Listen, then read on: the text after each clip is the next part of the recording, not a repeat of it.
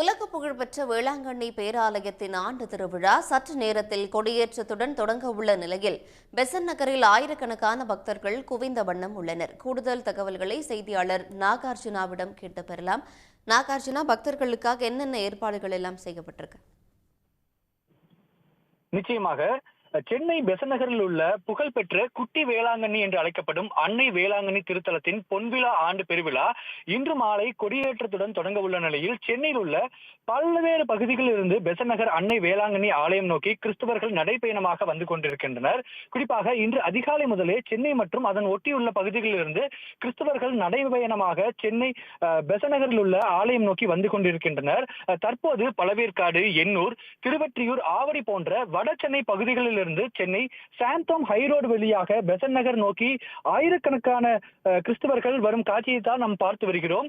இன்று அதிகாலை முதலே பல்லாயிரக்கணக்கான கிறிஸ்தவர்கள் பெசன்ட் நகர் ஆலயம் நோக்கி வந்த வண்ணம் உள்ளனர்.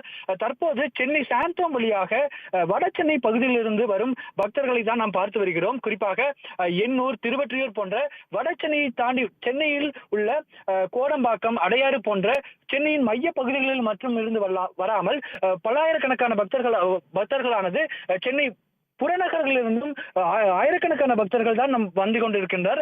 1972ஆம் ஆண்டு தொடங்கிய இந்த அன்னை வேளாங்கண்ணி திருத்தலமானது தற்போது பல லட்சம் மக்கள் வந்து போகின்ற திருத்தலமாக மாறியுள்ளது. அந்த வகையில் இன்று மாலை நடைபெறும் கொடியேற்றத்திற்கு சென்னையில் உள்ள பல்வேறு கிறிஸ்தவர்கள் வந்த வண்ணம் உள்ளனர்.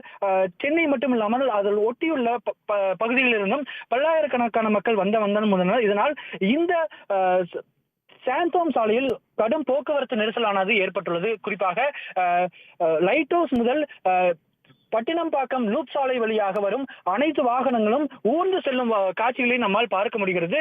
இன்று மாலை கொடியேற்றமானது தொடங்க உள்ள நிலையில் அதிகாலை முதலே குறிப்பாக குழந்தைகள், பெண்கள், வயதான முதியவர்கள் என அனைத்து தரப்பு கிறிஸ்தவர்களும் நடைபயணமாக வந்து இன்று மாலை கொடியேற்றத்தை பங்கு கொண்டு அன்னை வேளாங்கண்ணியை தரிசிக்க ஆவலோடு உள்ளதாக அவர்கள் தெரிவிக்கின்றனர்.